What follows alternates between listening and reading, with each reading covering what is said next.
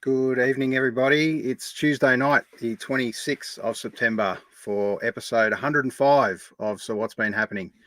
This has been one that's it's been in the making for a little while. I've caught this guy only a couple of years ago. I really came across his music, to be fair. Put out a killer album and as a debut album. And after all these years, a debut album, who would have thought? But Jeb Cardwell's his name. Now I could come up with this big intro to talk him up, but I really don't need to, because once you hear, we're going to play a few clips on which we talk to Jeb, but play a few clips and talk about Jeb and his music career and what's been going on in his life, what else he does outside of music as well. And it's a really exciting time for Jeb, no doubt. Post-lockdown, the world has changed, and Jeb's back out there playing killer shows, including this Thursday night. Luli Tavern is your spot, so get down to Richmond. Don't tell me you got anything on, because it's the day before the day off, and who knows, Dan Andrews might turn up. He's got nothing on now, so who knows. There'll be free beer. I'll even buy him a beer for giving it up and getting us back out into the real world. Who knows? To be fair to Dan, did a good job in a probably tough situation, to be perfectly honest. Copped a lot of sledging. Which side, no matter which side of the political fence you're on, it's kind of irrelevant. I think anyone that would have gone through what he went through in a super tough time, other than the massive deficit we're going to be in. But anyway, that's irrelevant. Let's forget about that for tonight. It's the Dine After Brownlow night. Big surprise with Lachie Neale winning the Brownlow again. Fantastic effort to see him come up and against injury and all sorts of things, to get to play in a grand final this weekend as well against Collingwood. So that'll be a cracker. But on to better things. We bring up the great, and I'm calling him the great, Jeb Cardwell. Welcome to the show, mate. Yay. Big Thanks, intro. Mate. Thank you. I'll take it. You know, I'm great sometimes, not so great other times. Anyway, thanks, mate. Fantastic to have you on, mate. Part of episode 105. We started this. We started this in the phase of lockdown, mate. It really kicked off, and it was really just to chat to some friends and mates and find out what was going on. And obviously, the music world crashed around us and was shut down very much in that time. So we invited a couple of musician friends on, art friends, friends from pubs, all sorts of things, and we just literally had a chat about life. And obviously, that period hopefully is behind us now. Finally, after a couple of years, there's a bit of confidence now in the market. Although it's the new norm, it's very different to what it used to be. It's an exciting time to be back out playing music again, isn't it, Jeb? Oh, definitely. And I've noticed, by the way, thanks a lot for having me on the show, Aaron. I really appreciate it. But yeah, I've even noticed that there's more bands than before COVID. It feels that way. Yeah. People are coming out swinging, you know? Definitely. I had a chat to a young band, up-and-coming band, Arabella and the Heist. I'm not sure if you've seen these guys around, but they're a little four-piece Melbourne, pretty hard rock band. And we were talking about exactly that. Bands that were born in COVID, bands that died in COVID, and then what's come out the other side. There's been some awesome things emerge out of the dust that was COVID and the lockdowns. It was great for some people. Obviously, songwriting, outlets, playing music, connecting with music in all parts of the world that they probably hadn't done before. So it wasn't all bad. It wasn't all bad. No, there were definitely there was some silver linings. Definitely. In there. Yeah, for sure. Definitely. All right, mate. We're going to start off with your very first memory of music for you. What was it, mate? How long ago? Oh, obviously, forget how long ago. Let's just talk about what it was and roughly how old you were when you remember it. Oh, first memory of music. Well, the thing is, there was my dad played. Oh, something just came through. Sorry about that. If you heard that, everyone. My dad. It's in the blood, I think, because my dad was a singer, songwriter, guitarist, and he just had the desire to perform, and he ended up hosting the first live music television show in Australia called the Country and Western Hour. So he was compere on that for years before he went off and did news reading and stuff. But yeah, there was always a guitar around the house, and Tony Joe White, JJ Cale records, James Taylor. So I grew up on that kind of diet. Dad playing acoustic and listening to all this really cool music, and the Beatles.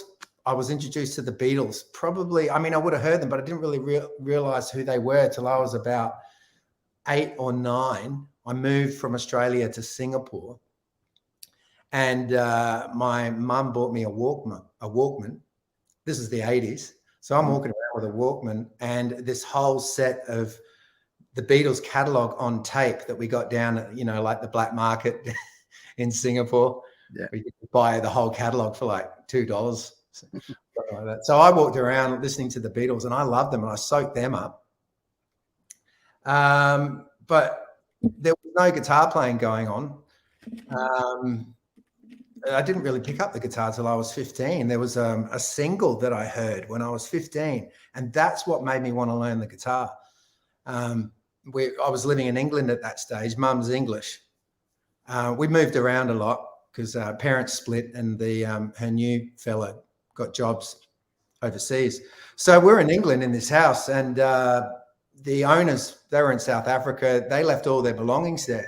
So I'm 15 and I'm rifling through the records and discovered this old single by Big Bill Broonzy. He's a blues man from the 50s, I think. 50s mainly was his period. Yeah. So anyway, I put on this single of Big Bill Broonzy, just a man and his guitar, and I was totally floored by what I was hearing. I had the headphones on too. It was just me and this single. And it like pierced my soul. I was just, holy cow, what is this? I was going through a hard time at the time. So I think it spoke to me. It really spoke to me at that point in time. It was just like we collided, and I thought, shit, I have to learn how to do that. So that's when it really started happening. So that was guitar kicking off for you. When did the singing component come in for you? The singing. Well, so 15, I pursued the guitar. I already knew a few chords because my parents tried to give me guitar lessons when I was 7, but I didn't like it. Ironically, picked it up again 7 years later. But the singing, I was 18 and I wanted to go out and do a gig. I thought the next step is to go out and perform live. So I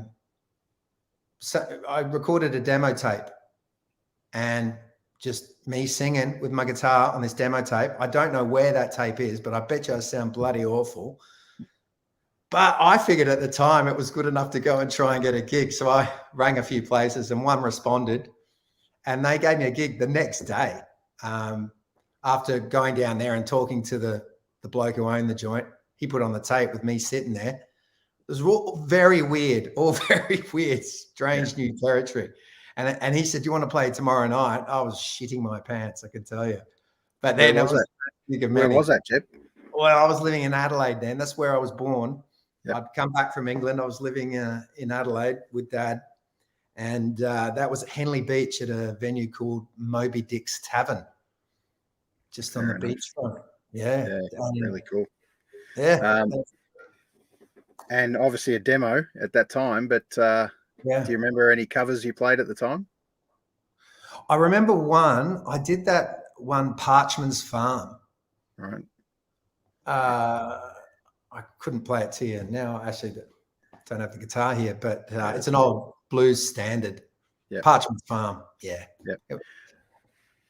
So blues, obviously. It was all blues. Yeah. Basically, obviously, blues was a big influence. That's what sucked me into wanting to learn guitar. And I was on a blues train.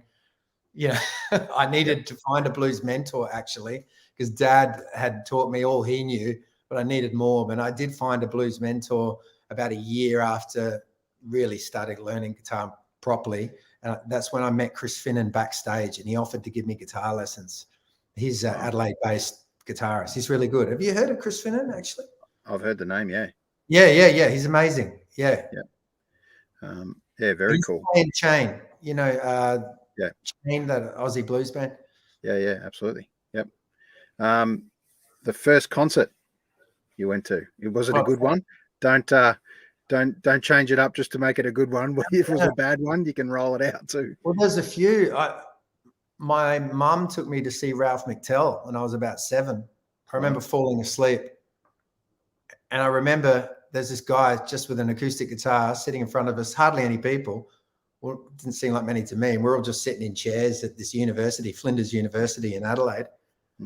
I remember this guy wearing what I now know is a Terry Toweling hat. It was a white Terry Toweling hat. Yeah. And it was Ralph McTell. But the first concert I took myself to see, rock and roll concert, was the Black Crowes Southern Harmony tour at Thebarton Theatre in Adelaide. Yeah, well, that's a good one. Amazing. That's definitely a good one. And keeping that first tradition, the first album or CD, probably would have, obviously album for you, but when are we talking? What year? And do you remember what it was that you paid with your own money? Yeah. Yeah, I do. It was shortly after I discovered Big Bill Broonzy, that single. I needed more of that. So I was rifling for, I discovered Robert Johnson straight away after that. But I went to the record store. This is in Brighton, England. And I found an LP with Robert Cray, Albert Collins, and Johnny Copeland on the front. And the cover was just like these 3 hotshot guitarists with their electric guitars. I just thought, well, I'm getting that. And that record turned out to be a cracker. It's amazing. Yeah. That was it. It was called Showdown. I dare say it sits in your collection today. Do you know where it is? You know what? I don't know where it is. I should buy it. Yeah. Look it up again. Yeah, that was a big influence on my guitar playing. I just, the needle back and forth, trying to work out Johnny Copeland and Robert Cray licks. Yeah. More Albert Collins than Robert Cray, actually. Yeah. What were those days like, mate? The kids of today don't really understand what that was like, because obviously with YouTube clips and how up close you can get with bands, and forget the teaching component of it. But how hard was that? I talked to a few multiple musicians across different instrument they play, and how hard it was to try and pick that just by sound and feel. Yeah, exactly. That's the thing. Hey, I guess when you're determined and eager and I'm going to do this, I'm going to learn the guitar, moving the needle back and forth or stopping the tape, rewinding and starting, it's really tedious and you don't get it in the right spot and it's really bloody annoying, but you just keep doing it because you're so determined. Then when you're translating what you're hearing, that you get good at it. You're a bit shit and you're not sure if you're on the right fret or the right string. You're just playing what you think sounds right. And I think that's really good for people with developing an ear. Just an ear in music, just like having a really good ear. which I think really helped me. So if I'd had YouTube right in front of me, then, you know, I don't know how good my ear would be, because listening, stopping and starting, and, you know, then progressing to, or stopping and starting records and tapes, I got good at jamming. And I then progressed to jamming with other people. So I had a really good ear for listening to what they're playing, and, you know, just jumping in and jamming. Jamming is really important. I think learning off YouTube by yourself is great, and you can get a long way, but you don't really get anywhere with, you've got to perform. If you're going to perform live, you need to be able to improvise on the fly. So I think, you know, jamming with other musicians is essential, as well as jamming along with music as well. Yeah. It's hard to explain. It's hard to put into words, but yeah, it's definitely helped develop my ear. Absolutely. You talk about developing your ear. To me, I put it down as similar to a vocal, where you're trying to listen for exactly what those words are, and you're singing along and you think it's something else, but it's really not. And that's when you talk about being off key, you know, a little bit. Definitely. Not so much off key with the singing, but it's never was 100% right until you find out, oh, is that what it was? And it's nothing like what I played. Well, that's right. I mean, that is still happening now. Things I taught myself at that point when I was 16, I'll still find out, oh shit, that's how you do it. I've been doing it wrong for all these years. I don't know if anyone's come across the Joe Walsh doing the Whole Lot of Love lick, but I only discovered that last week, that the proper way to play Whole Lot of Love. Wow. And how many times you played strum that out? Yeah. Mate, you know, but there's also times where I've worked things out and I've been right. I've been on the money. Yep. And go back to learning, people would give me music books, and I'd buy those guitar player magazines that had the notation in it for famous songs, famous guitar riffs, you know. I go to work it out, and because I'd taught myself by ear, I'd be following the tab, listening to the music, and I think this tab's not right. This is wrong. So it's a good thing learning with your ear, because you get to really trust it. And there are so many music books out there that teach people how to play songs the wrong way. So having a good ear, you can work out where the publisher's gone wrong. Yeah. Yeah, interesting. All right, I'm going to play a little clip from about a minute of one of your songs, "Dreaming of You." It's an absolute cracker, and this is shot by me, so forget the how good the video is, but it was done at George Lane for your album launch. Oh yeah, okay, cool. All right, I'm going to play. Thanks. Here you get a chance to see a bit of magic of Jeb Cardwell.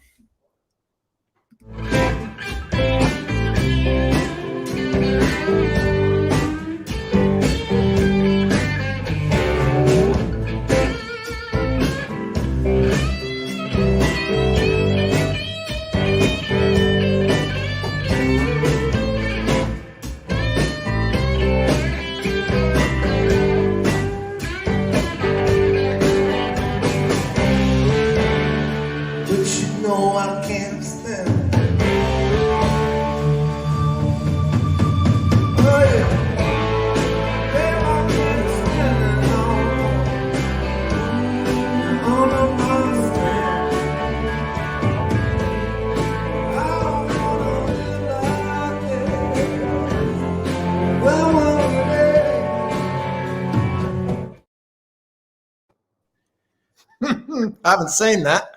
Yeah, I cut that little line in there purposely. What a great couple of lines in that song too, Jeb. Cool, thanks, mate. I don't want to live like this. Stuff up there. No, exactly. You picked a good pick. Who would know? Yeah, as you said about the impro, one thing I noticed in your band, it kind of almost feels like a bit of impro with some of the jams, although I've heard you kind of multiple times, and it's kind of nailed. For me, it's nailed every time, and I'm not a guitarist, so that's kind of the beauty of playing with great musicians. So just tell us a little bit about some of the guys in the band, because I know, mate, it's a killer lineup. Oh, I'm privileged to be able to play with guys of this caliber. And yeah, I count myself lucky, I tell you. And we're all friends, which is it's not. I'm not getting emotional. That's my voice breaking up. I'm a bit tired. It was a late night, but yeah, no, we're all friends. It's great playing music with friends, and they're really talented. So we've got Tim McCormack on bass, who I've known for about 20 years, and Mick Hubbard on guitar. He's a great guitarist. He's played with Spencer P. Jones, and he's playing with Ella Hooper at the moment. Going back to Timmy, Timmy's he plays with Sean McMahon. He's in Downhill's Home. He's playing with Penny Eichinger as well at the moment. And then we've got Roger Bergadaz on drums, who's just played with everybody. He's playing with Tex Perkins and Matt Walker. Then Brendan McMahon on keys, who I can't think of all the acts he's played with. I know he's plays with Tracy McNeil. And now Ryan Oliver has joined the band. He plays keys as well. And he is in a band called Fools. And he's a great singer-songwriter in his own right as well. And who have I missed? That's it.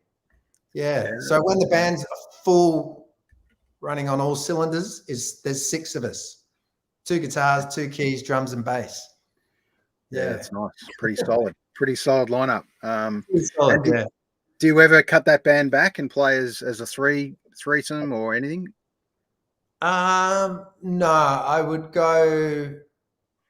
I've only done 5 actually, a 5-piece. Yep. Hang on. We did a gig at the post office. We didn't have Mick on guitar. It was just me, and we had one. Yeah. So no, I've done 4. Most recently, the Post Office Hotel.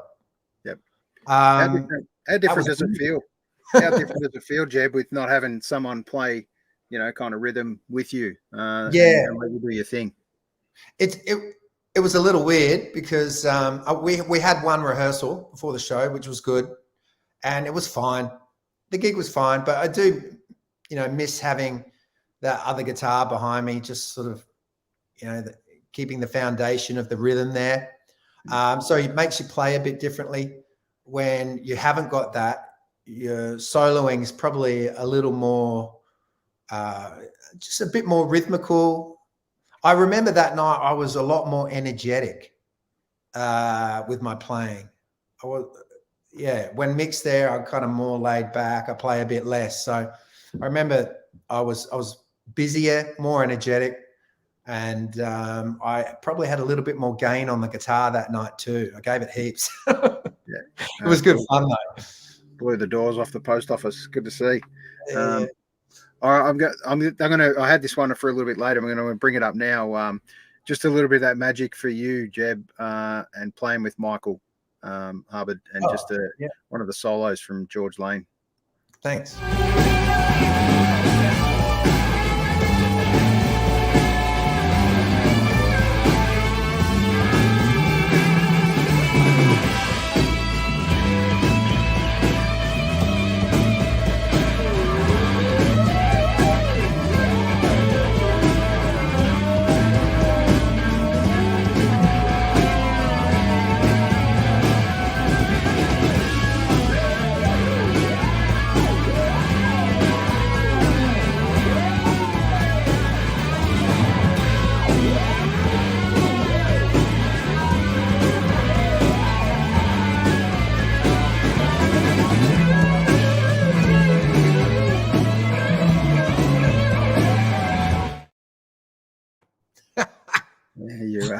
Gets a bit loose and crazy towards the end.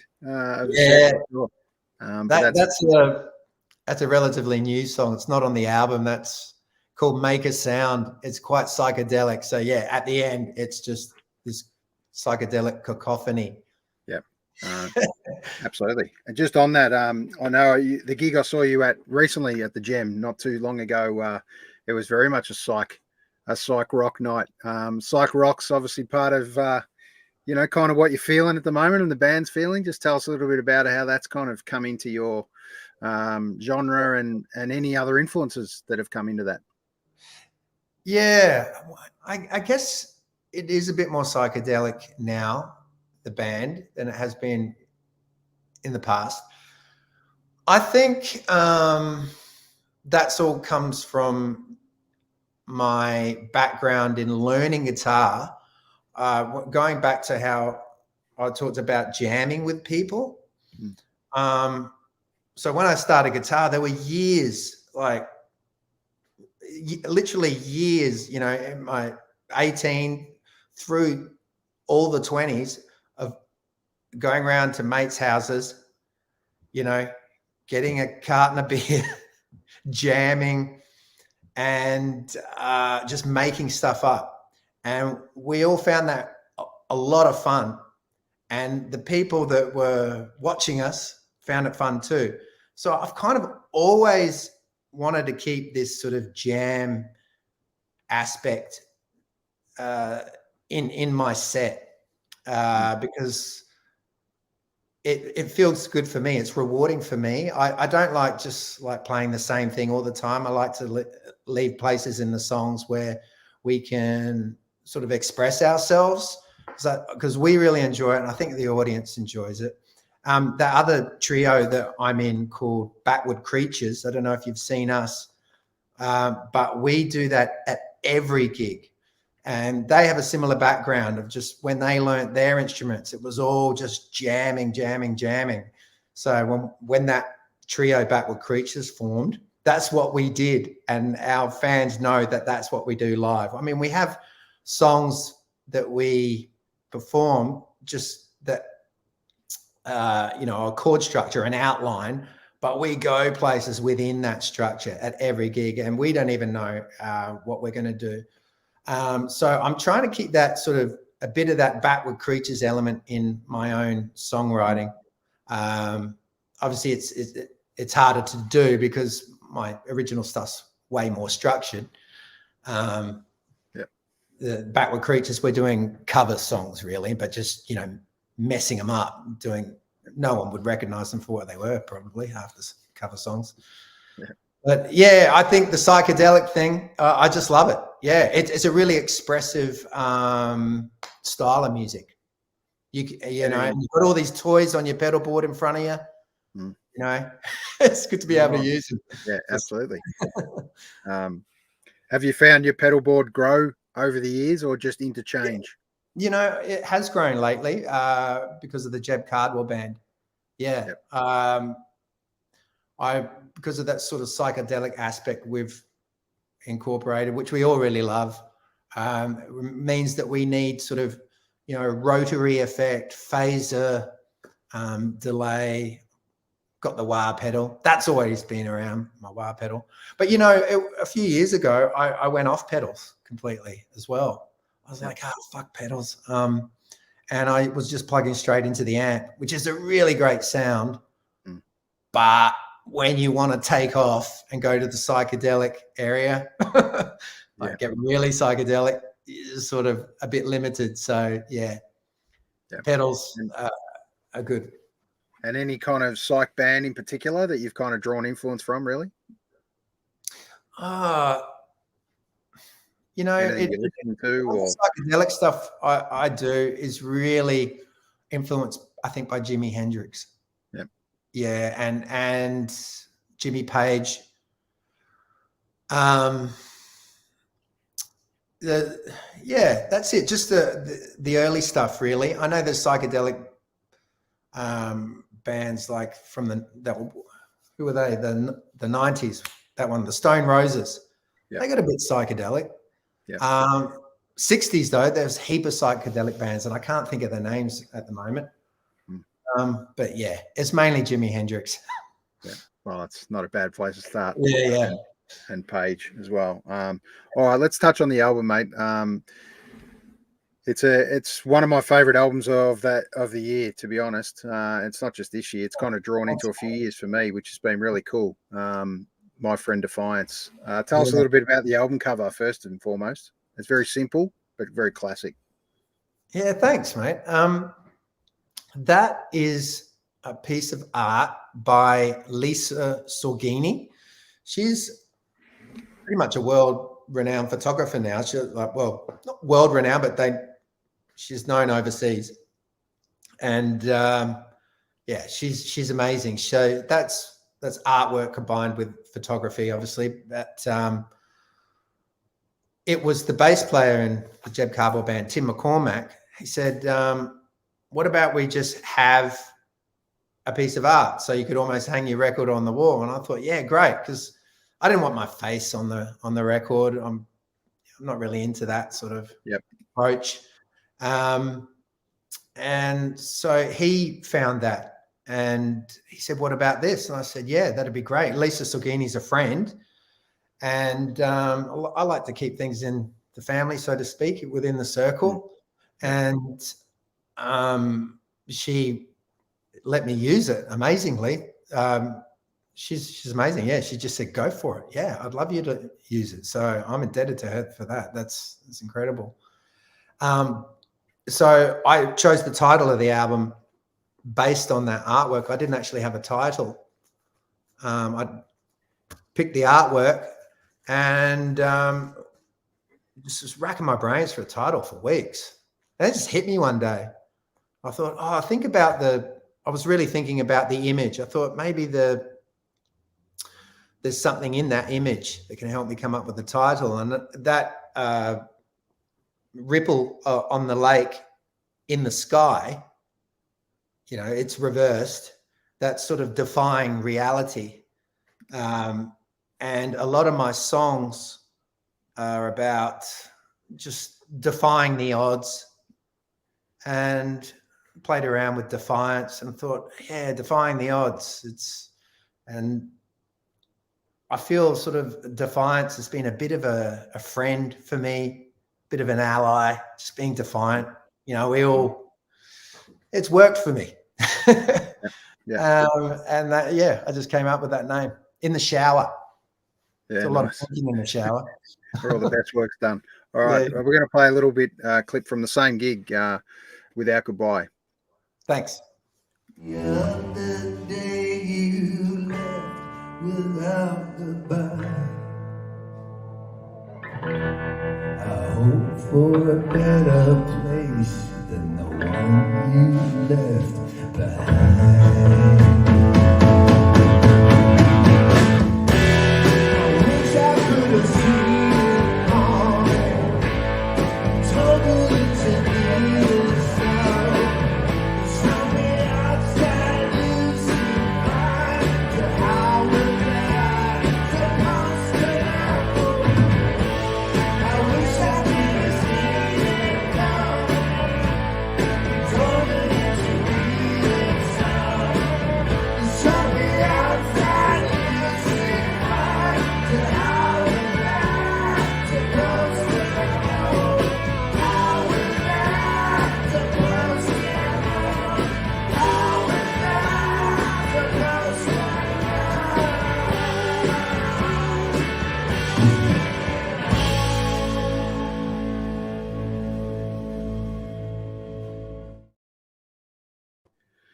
Yeah, another killer line in there too. Isn't that an interesting line that you mentioned there? That how was I supposed to know? Effectively, from the outside, you seem fine. What's such a poignant line for today's world? Really, you never really know what's on the inside of what's happening in someone's mind, is there? Tell us a little bit about that song for you. Well, okay, that song I wrote after a friend passed, and his name was Andrew Bailey, and he was a character around town. I don't know if you met him, but Andrew Bailey, when I first moved to Melbourne, I met him, and he was a little older than me, so I mean 10 years older. He loved live music. He played music himself. He was an engraver for Tiffany as well. He published a book on breweries in Victoria as well. But yeah, just an avid lover of music, really passionate guy, great bloke, lots of fun. get this call one day, he's gone. It was just sudden. And we don't think it was planned.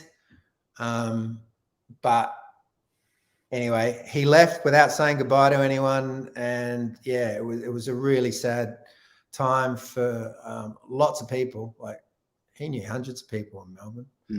And I was inspired to write the song because you feel like when someone possibly was going through a hard time, it was very likely he was, but he seemed fine. You ask people how they're going and they say, yeah, I'm good.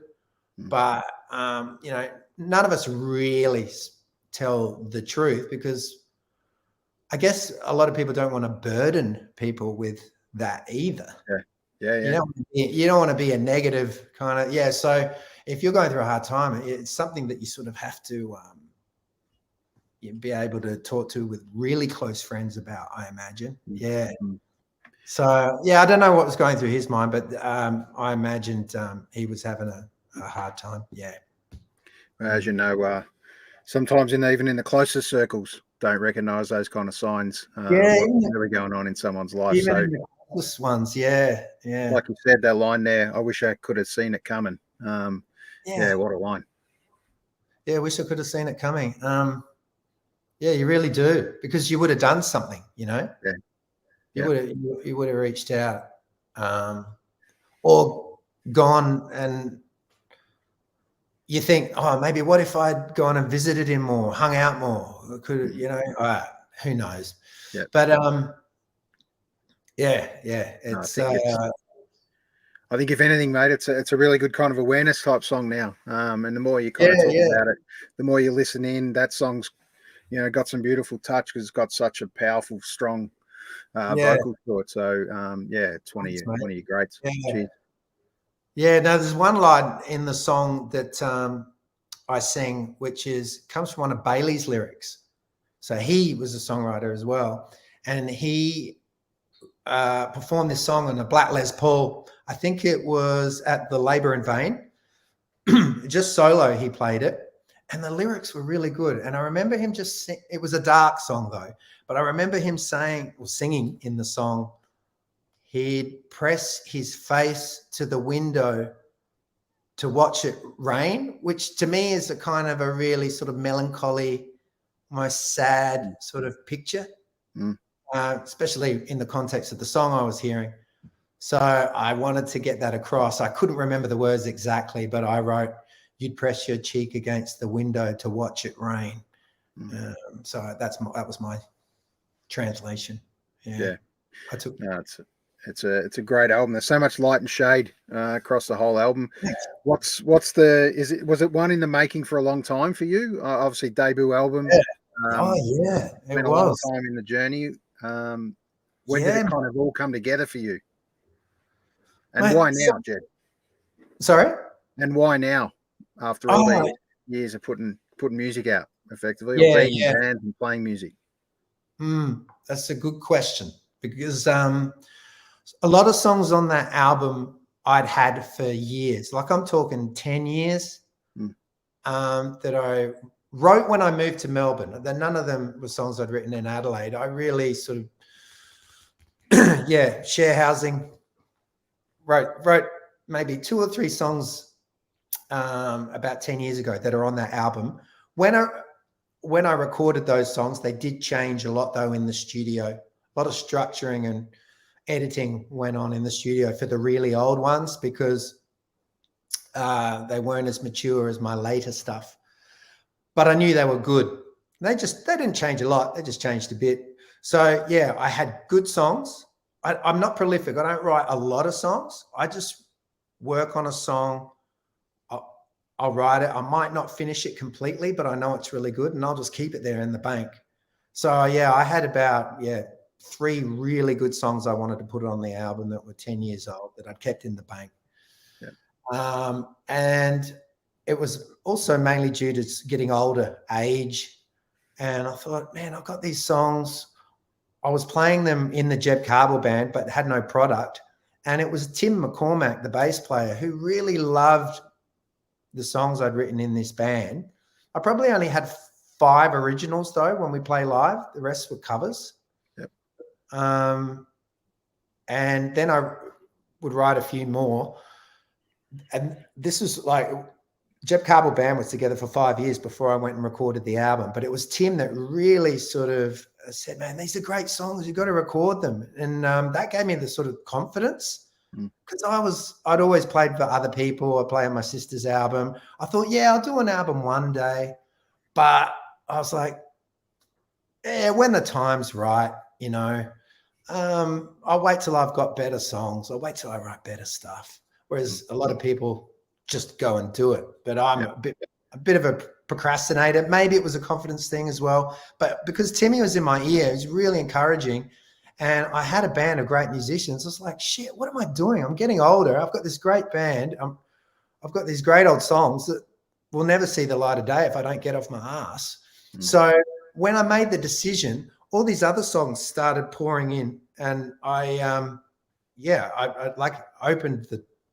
turned on the valve, you know, and about 4 or 5 other brand newies came through for the album. I didn't actually have 10 songs that I wanted on the album. I had 10 songs, but probably only 7 that I really liked. And I thought, oh, I'll come up with another 3. But man, I came up with another 5 or more, and they made it on the album. The one about Bailey, actually, we'd recorded all the songs, but I said, no, I want the Bailey one to be on the album. So we went back in the studio and we recorded The Bed with the Jeb Cardwell band. And that was, I was so glad we got that one in. Mick Hubbard played guitar on that one. We recorded that Bed live. So the Jeb Cardwell band, by the way, I should say, it's like only 2 songs were recorded with the whole band lineup in the studio. The Beds were done just me, the bass, the drums, and keys, and then we got session musos in. But just thought I'd. Yeah, no, it's great. It's great. The Zone. I'd love Mick to be on more of the album, but I don't know. It just turned out that he sort of joined the process later in the picture, you know. Yeah. And for you, when did you know that kind of album was done and complete? Obviously, first major stress about first album. What is it going to be right? Is it perfect?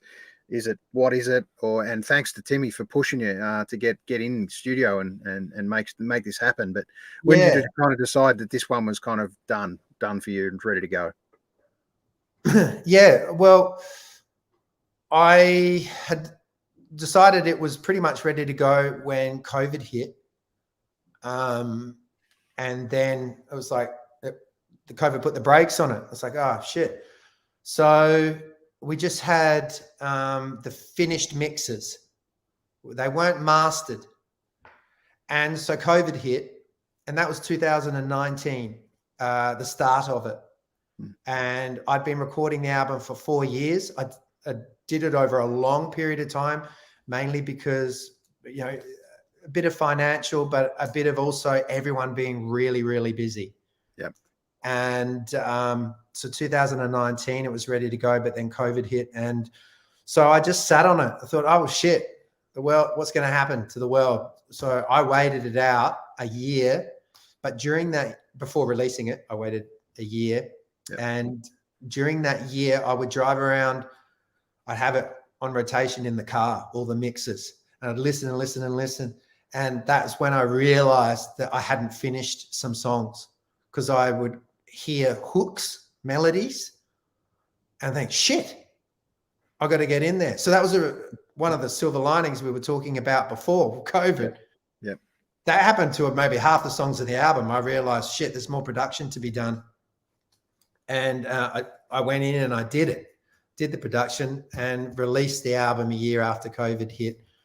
All very happy with the end result. So thank you, COVID. Yeah. And so after this time, a couple of years on, 4 years on from now, are you still as happy and proud as the album, or were there little things you still ever feel that are never 100% right? Oh no, it's funny. Yeah, okay. Maybe when it was first released, there were a couple of those things you're describing. Yep. You know, because I'm really, really fussy about it by that stage. But I got over them in no time. And now when I listen to it, I can't even tell you what those things were. I'd have to think about it. Yeah. I'm really proud of it. I love it. Yeah. Yeah, absolutely. And obviously being out playing it live quite often now, you probably throw those little extra little bits in you don't even realize you're doing that aren't exactly as per the album possibly. So it's funny how those little magic sessions kind of come together. And speaking of magic sessions, I just want to touch on a clip you put together from Blood Moon. It was in the studio. This is a real cool vid shot at the Union Street studio not long ago. Oh, so that one. Yeah. Just want to play a little bit of that just to kind of show people that aren't familiar with music and the recording process, or how an album kind of comes together. This is a bit of a live session. So here we go. Right.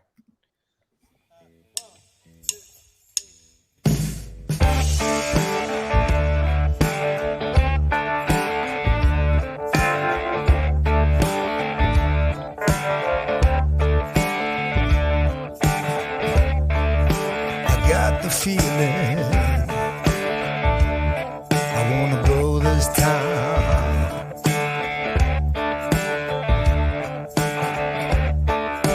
Ain't no use in hanging around.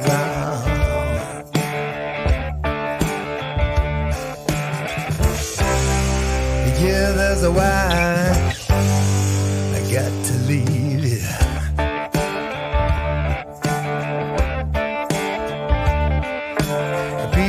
Try to tell me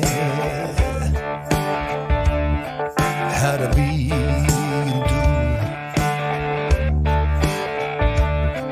Keep living that life in my monkey suit.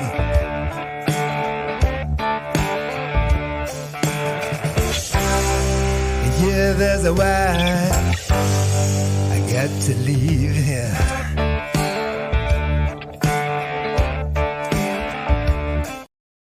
Yeah, it's beautiful, Jeb. So nice to see that kind of magic and chemistry that you can kind of see when everyone's not necessarily are all songs kind of recorded like that, and very much not in a lot of instances, but it's cool to see when everyone's got all their gear and mic'd up and all the bits that go together and putting an album together. There's definitely some magic in the room. Oh yeah, it's pretty cool. I like watching that myself when I see other bands just in the studio, just recording a live sesh. Yeah, I'm going to do that again. I really enjoyed that. Yeah, absolutely. Macho Gow actually put together a kind of little full mic'd up session and videoed and kind of put it out as an online stream the other day. And it was a ticketed event. It was really cool. You could buy a ticket, check it out. You got to download the vid, and also he was in the back commenting, and interacting with the people as they kind of absorbed the music. So it was really well done, actually. Just a different way to do it, different idea. Let people in on a little bit of that behind the scenes. So thanks for doing that clip for us. Not that it was for me, but it's out there for everyone now. Yeah. Thanks. I'm glad you like it, mate. I'll do another one for sure. Yeah. What's one thing, mate, you could give a little bit of advice to, artists out there, and young artists especially, on just the recording process, I guess? When do you know you've kind of got something that it's at a point where it's kind of ready to record? Mate, you know what? Like, I was thinking of this before. You asked me a question before. When you're recording, I found when I was recording my debut album, you're quite nervous about. I mean, I've recorded other albums with my sister and things, so I knew about the process. But when it's your own stuff, it's a whole different dynamic, totally different feeling. And I was really worried about how it's all going to come together. How's it going to sound? Am I going to record the beds and start recording and not like what I hear? There was one point where I wasn't liking what I heard, and you've got to speak up. You got to speak up. You got to take it in a direction that you want it to go. Well, you think you want it to go. It's certainly not the direction that you're hearing. You so change direction. You got to speak up. And I only did that one time really. During the process, well, I was lucky. I had musicians that really have a good ear, understand, what to play, what's needed. They understand my music. They know where I'm coming from. So I was really lucky. I didn't have any major issues with directing or telling guys what to do. Only just, friendly suggestions. Everyone was really on point. So there was just only one time I was like, I think when I first started one song, I was just like, oh shit, this isn't, when we changed direction, and then it was fine. You wonder whether that's going to happen again and again, but it didn't, it just really flowed. So I think, I think for young people going into a studio, it kind of depends on their situation, but if they've got, good musicians behind them, you should trust in them and just give, friendly suggestions and nudges to the sort of direction you want to go. But if you don't know what direction you want to go, just let the song do its thing. And also, part of you's got to be, I think, accepting of where it's going. It's okay if it's going in a direction you didn't expect, as long as it's still sounding good. That's okay too, because you don't want to stifle the flow either. It's quite tricky actually. Yeah. You do play sort of this mental, mind game with yourself. But yeah, just try and let it flow, and then trust yourself when you don't like something. Speak up. Yeah, it's a tricky one. Yeah, absolutely. Oh, thanks for that. Just give me one of your absolute must-haves on the road when you're touring for gigs and out and about in bands. What's obviously, without the obvious, the magic of the guitars, but what's an absolute must-have you got to have with you on the road? What do I take with me on the road? Is there something that's just a non-negotiable? It's got to be there, or you kind of really struggle with it? I've got my guitars with me on the road, that's, and my clothes. Yeah. So there isn't some sort of memento I'd take. But there was one, and I don't take that with me out on the road anymore. In fact, I don't even know where it is. But the thing is, it was a crystal. And I think it was green. It was a screen stone, and it would be in my toiletries bag, and it was a safe travel stone. Yeah. I got one of those. You know what I mean? Yeah. Absolutely. So, there would be many times I go out on the road, like when I went out on the road with Kasey Chambers. I think it was last year. Was it last year? Shit, time goes so fast. Yeah, it was last year. I did about 20 gigs with her. I'd have to make sure I had the stone, the safe traveling stone, so nothing went wrong. And I let go of it, because part of me also doesn't like being superstitious either, because you get everything goes wrong if you don't have your stone. I'm like, oh fuck, so I think I'm a bit less superstitious now. I just try and let things go. I think it was the stone. That's the only thing that I used to have to take with me. And now it's just clothes and guitars. Yeah, cool. You've broken that barrier now. So I've broken it, man. Yeah, no, I'm good. You can let it do its thing. And an absolute favorite guitar? Will it have to be my Stratocaster, the blonde one in those clips you played? That's my dearest one, the one that means the most to me, because that was the first real guitar that I bought with my own money. The first guitar I did buy with my own money, so that was a lot, but it wasn't a Fender Strat or a Gibson. It wasn't a real guitar. It was a Vantage Avenger, it was called. Right. Yeah, it sounds cool though. And I don't, if I was to see it now, I remember what it looked like. I don't like it at all. It's definitely not my taste. But you know, I was so eager back then when I was 16, 17, that I didn't give a shit as long as it had 6 strings. So I had a samurai sword that my stepfather got me at an auction in England. I took it back with me to Australia thinking, I'm going to sell this sword, use the money to get an electric guitar. And I did. So I got this Vantage Avenger with money from a samurai sword. And then that broke in half because I was spray painting it with a mate at a share house, and it fell off the hook and smashed in 2 pieces on the cement. But I had enough money to go and buy a real guitar, which my dream was to get a black Strat. And I found one on, what was it back then? The Trading Post. Yeah. Went around and bought this black Strat, which is a 1962 reissue.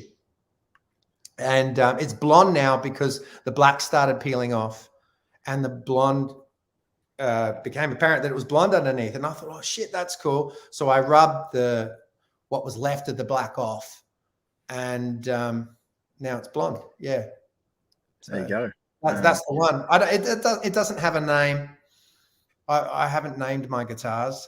I tried to, but I'm not a guitar namer guy. Yeah, sure.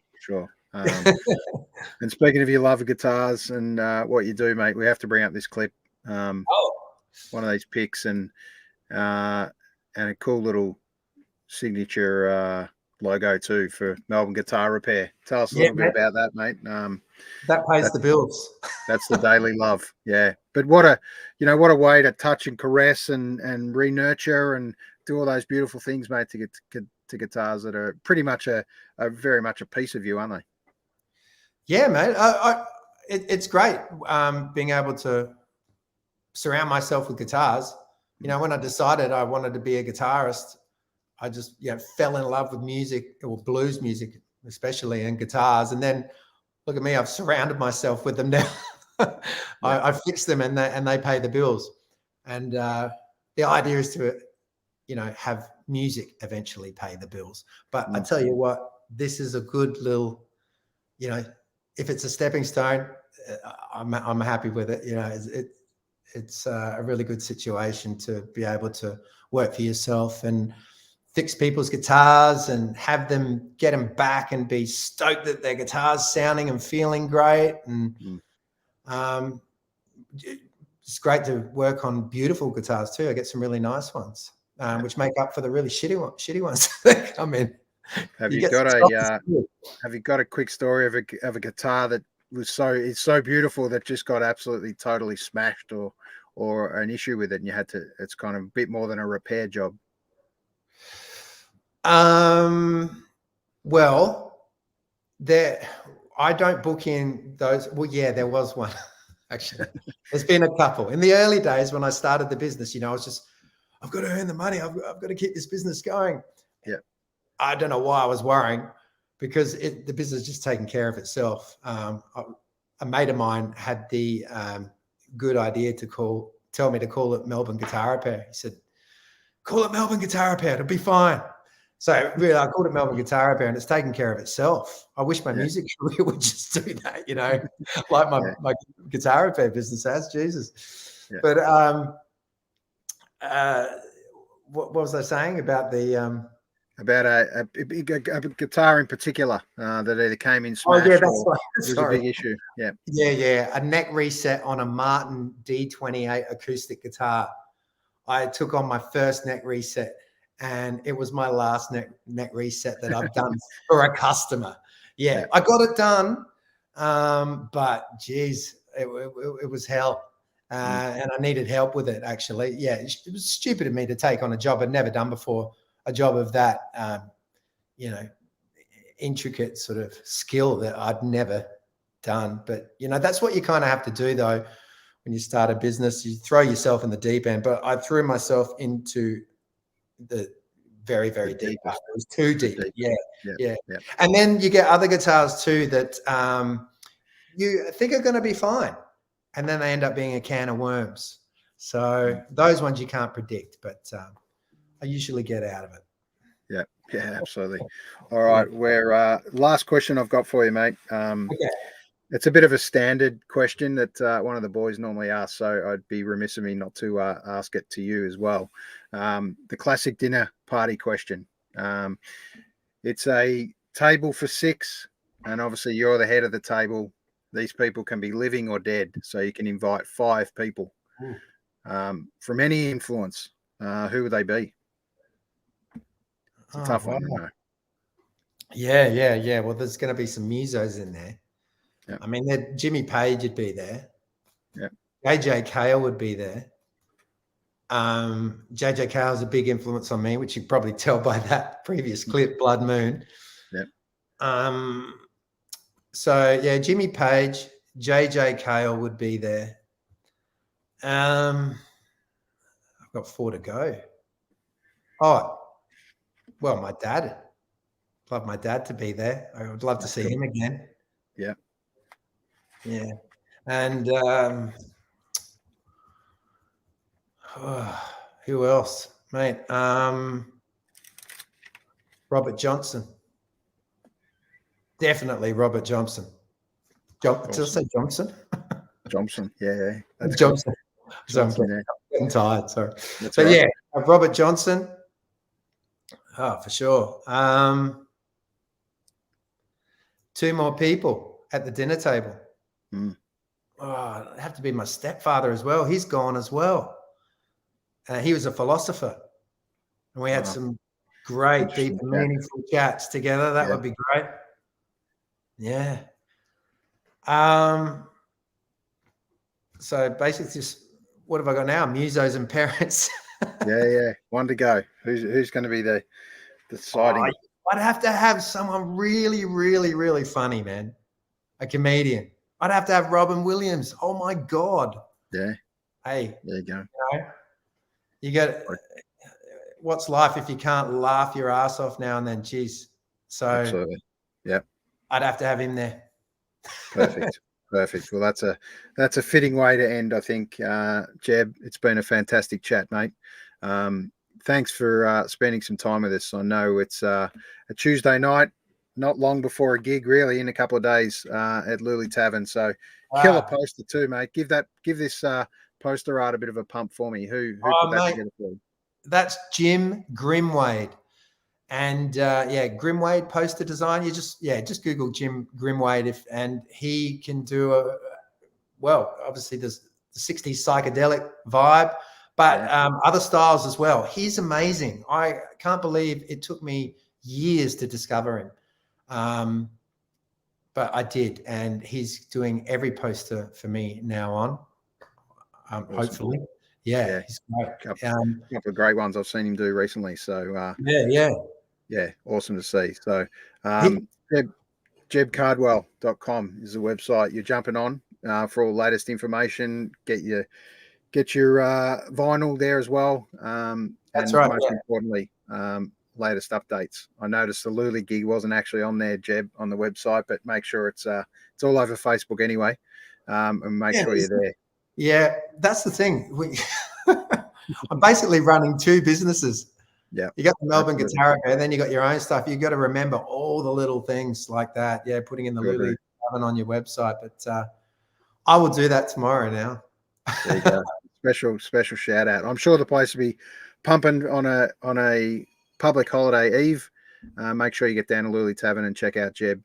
And most importantly, DJ Pistol Pete too. Whelan will be spinning some tracks first, so he'll definitely set the scene for you, Jeb. For sure. I'm really looking forward to it. And thanks so much for having me on the show to help promote this gig and just talk about me. Feels weird talking about me, but thank you for being interested. Absolutely, mate. And I'm not the only one, mate. This will sit there in the archive of time, and someone will dig it out over time and find out a little bit more about Jeb Cardwell. So I really appreciate you jumping on, mate. And I'll see you Thursday. Oh, great. I look forward to it, mate. I'll get you a beer. Look forward to it. Cheers, mate. Thanks, Aaron. See you, mate.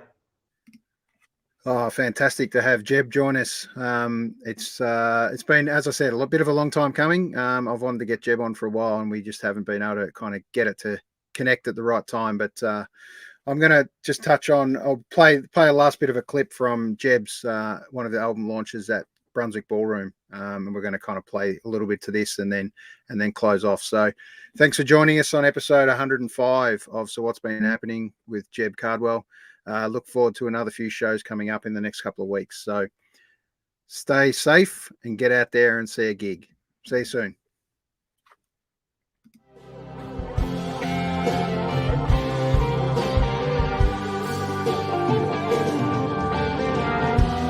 That was a long way from home. When I bravely stood my ground.